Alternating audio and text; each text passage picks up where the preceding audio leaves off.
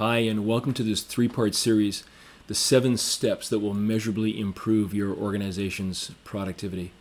My name is Alex Glassey. I'm a business coach that lives in Victoria, Canada, at the southern tip of Vancouver Island, you see behind me. And I have a deep interest in connecting an organization's people with its strategy and the organizational productivity. I work with senior leaders around the world to explore these dynamics and to help their organizations thrive. I also work very closely with two colleagues in Australia, Karen Jensen and Linda Ray.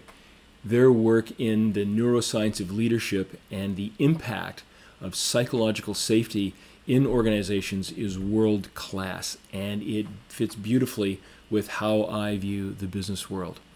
I'm also in my spare time an author writing a book about all of this called The Circular CEO.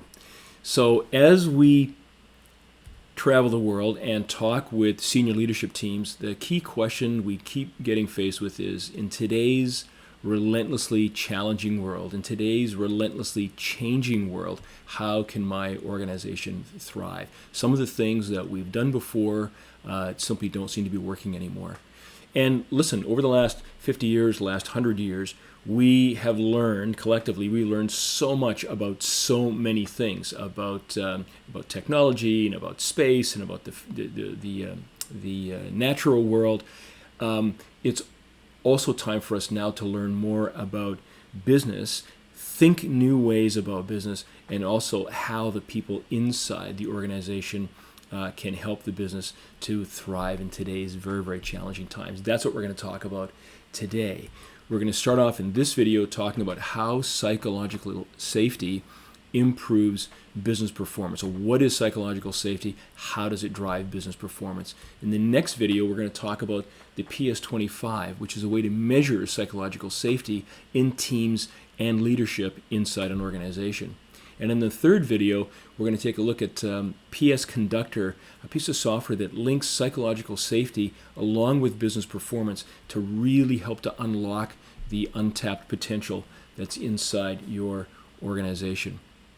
So we're always concerned, if we're in an organization, we're always concerned about organizational performance, aren't we? If your organization is highly productive, you want more of it. If your organization isn't highly productive, you really want more of it. And so as you look at your organization, you're thinking and talking about things like revenue. You're thinking about efficiency, whether it be cost of goods sold, trying to get the cost of goods sold down so your gross margin can get up, making sure that you're not spending too much on the expenses. You're thinking about effectiveness, whether it's effectiveness like the quality of your goods and services, or in this particular case, the NPS, which is the Net Promoter Score, a way of measuring how satisfied your customers are. You're always thinking about effectiveness.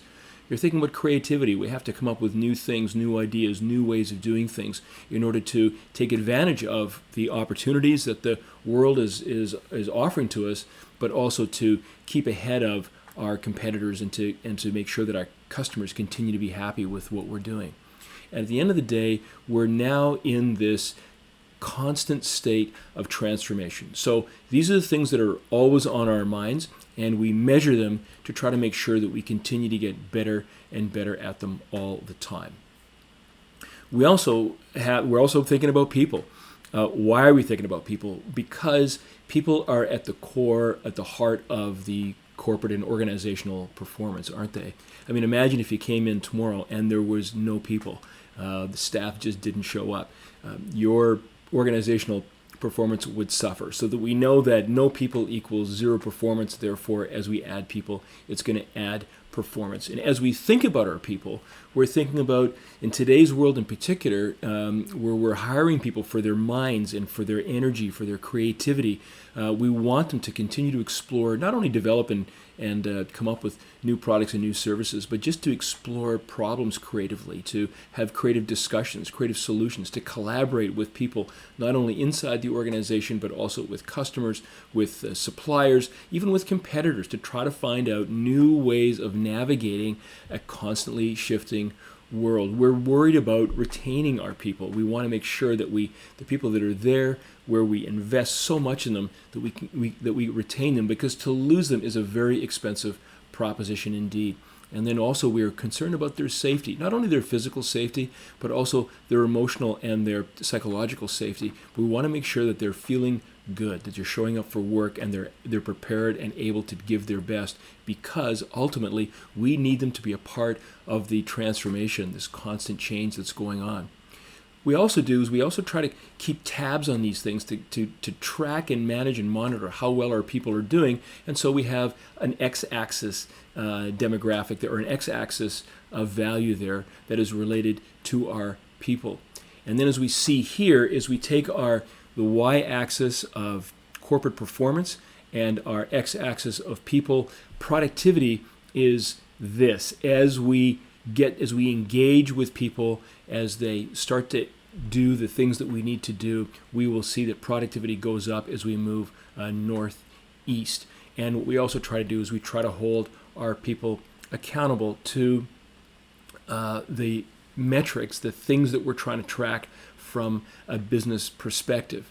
So as we're thinking about this, it means that let's lay over a model. This model is an important one that I want to make sure I explain properly, because it's going to come up throughout this session. And it's a productivity model where we hold accountability up on the y-axis and people down on the x-axis, and we try to track things. And when we track them successfully, when we have good people that are feeling comfortable about what they're doing, and we're holding them gently accountable in a positive way to the goals and aspirations of the organization, we end up with success. We end up being successful here. However, in this quadrant over here, if all we're doing is we're holding people accountable to numbers, that's all we're doing, and we're not really worrying about and thinking about the underlying people, what we end up with is maybe high performance, but very, very stressed performance. And then stress carries with it lots of not so good things, which we'll talk about in another couple of slides. If we're just looking after people, another extreme, the opposite extreme, if we're just looking after our people, we're making sure that they feel comfortable, they've got what they need, all the rest of that stuff, but we're not holding them accountable, what we end up with is people who are feeling safe, but perhaps they're feeling complacent and not really understanding what they're supposed to be doing and where they're supposed to be going, but they're feeling good showing up for work.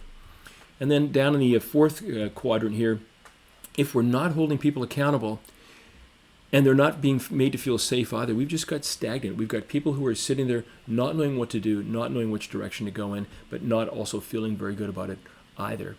So we've done a lot of work in organizations, and we know that this stuff exists, and when it exists, when we don't look at things, when we're not tracking accountability and or people, it starts to look random when you take a look at people and teams spread across these two axes. So this is what happens when we're not deliberately thinking about them. The bad news is that it looks like there's lots of room for improvement here. But the good news is also that there's lots of room for improvement. So what does improvement look like? When we start to move people up towards the northeast, when we start to move them from this stressed quadrant over here, what we start to see is people start to relax. There's a huge, each of these arrows demonstrates an increase in something, a benefit in something. And other than this one right here, all the other dots, as we start to move toward the northeast, have an increase in productivity. And oftentimes it's a significant increase in productivity against whatever we're measuring over on our y-axis. Each quadrant, the issues and the improvements that we can make are different. So for example, over here, you've got high achievers who are driving bottom line performance, but because they're feeling stressed, are feeling facing with burnout. Stress by itself just actually starts to limit over the short, but especially medium and long term, starts to limit the abilities of people to actually continue to deliver. You'll start to see sick days. If you're working in a place that has any kind of physical interaction, you'll see physical safety risks and physical safety incidents. You see burnout. You start to see staff turnover, people quitting. You'll see abuse in managers and in teams, within teams. People feeling so much stress that they're pushing out. They're being angry towards the people around them. And then in the worst case, you'll actually see death by accidents. You'll see suicide. So that's at the far end of the scale. But this is what happens when we hold people too stressed for too long. Over here, again, you'll just find people who are just getting no productivity out of them whatsoever. And again, when people are not feeling fulfilled in any way, some of the things I just talked about start to appear. And again, turnover and stress does start to appear when we're not being held accountable. We're not being engaged. Over here, we have people who are just, as I say, feeling complacent. And here's an opportunity for us to just help these people just to understand which direction they need to go and what they have to do, talk about that stuff, and you'll start to see performance unlock. So these arrows indicate unrealized potential. All right, let me keep going.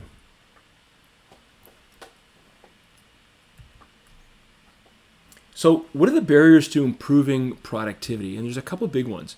The first one is because we know that we can measure this stuff on the y-axis with our KPIs and goals and objectives and metrics. That's fabulous, but we aren't able to really do a good job of accurately assessing people, the stuff that's on the x-axis. I mean, we try, goodness knows, we've been doing this trying for a long time. We right now we use 180s and 360s, and engagement surveys, safety surveys, all kinds of things to try to measure it. However, unfortunately, they miss the mark. They come close, but they miss the mark often. And the second impediment is that organizations can't effectively link people to performance. Most of the ways we're trying to measure people just actually don't link directly to bottom line performance. So how do we overcome this? Well, in order to do that, there's some dry stuff coming up, but let's talk about a movie first. So this is the movie 2001: A Space Odyssey, a science fiction movie. Don't want to talk about the science fiction stuff. The opening scene of the movie is 9 minutes long, and it goes back a million years and talks about human beings on the savannah back in the early days when we were the weakest animals, the slowest animals. We didn't have fangs or claws. We had no ways to defend ourselves, and yet we thrived. How did we thrive? Well, we thrived because we gathered together in teams and we used tools. And you can see some of these people here are using tools, bones or sticks or something like that. We gathered together in teams and used tools. Now, the gathering together in teams meant that we had to gather together in teams because if we didn't, we would die. A lone human being on the savannah in front of whatever was out there, wild animals, was absolutely going to die. And so our brains, which are an instrument that is only interested in helping us survive. It's an extraordinary survival instrument. It evolved in a social way so that a big chunk of our brain has evolved to make sure that we won't be alone on the savannah and die, which means we need to figure out how to work with other people and how to be aware of other people and how to emotionally connect with other people, all kinds of things. This is biology. This is the biology that gives rise to our sense of psychological safety. Psychological safety, says Amy Edmondson, a Harvard researcher who's kind of brought the concept back to life in 1999. She says that psychological safety is a belief that one will not be punished or humiliated for speaking up with ideas, questions, concerns, or mistakes. And then she's made it a little easier. She said, if I do, we've constantly got a little kind of Paddington Bear, a little soft person inside us, at the core of us, and we all do. Man, woman, big, tall, old, young, we all have this inside of us. We're constantly surveying the social landscape, and we're thinking, if I do this here, will I be hurt, embarrassed, or criticized? If I ask this question, if I make this observation, if I speak up or speak out in any way, will I be hurt, embarrassed or criticized, and you've got these, you know this feeling. You can think back to, for example, your school years. You can think back to great teachers who made sure that no matter what person in the class asked a particular question or made a particular comment, that question or comment was embraced and had some fun with it, and we all collectively learned and had some fun. And you've also probably had one or two teachers who weren't quite so effective at answering questions, and who made people feel, not so good about speaking up or answering questions or voicing their particular opinions. And so when that person feels bad, they feel bad, we feel bad, and the whole class just steps back and just starts to watch the clock, right? And no one contributes anymore. That is the way we feel, that psychological safety, and then that the output of it, the result of it, in our willingness to lean forward and engage or sit back and withdraw. That's the essence of psychological safety. Psychological safety, says Google, after 3 years study of 180 teams, psychological safety, more than anything else, was critical to making a team work. They came up with 5 things. They just went at it blind. Didn't have any presupposition. They just said, we want to know what makes teams work. And they come up with 5 things. And the most important of those was psychological safety, and it supports all the other 4. And then Gallup, following up on that, Gallup did a study of a lot of employees inside organizations around the world, and they found that when we double the number of workers who felt psychologically safe, it generates specific improvements to the business, reductions in turnover, reduction in safety incidents, and an increase in productivity. So we know that not only do we have hard numbers over on the y-axis, whether it be revenues or quality, or it doesn't matter, profitability, it doesn't matter what business number we're using, we now all of a sudden realize that we've got a number at the bottom on the x-axis, which is psychological safety, that is related to business outcomes. Okay, perfect. That's huge. So now that we know that the barriers to improving productivity, we know that organizations can accurately assess their people, and that's what we're going to talk about in the next video, is exactly how do we accurately assess our people, and in particular from the perspective of psychological safety, and then how do we effectively link people to performance, and we'll talk about that in the third video. So we've talked about how psychological safety improves business performance. What it does is it unlocks people, it frees people to contribute, and in so many ways. And then in next video, we're going to talk about the PS25, how to measure psychological safety in teams and leaders. Thanks very much for watching this video, and I'll see you in the next one coming up right away.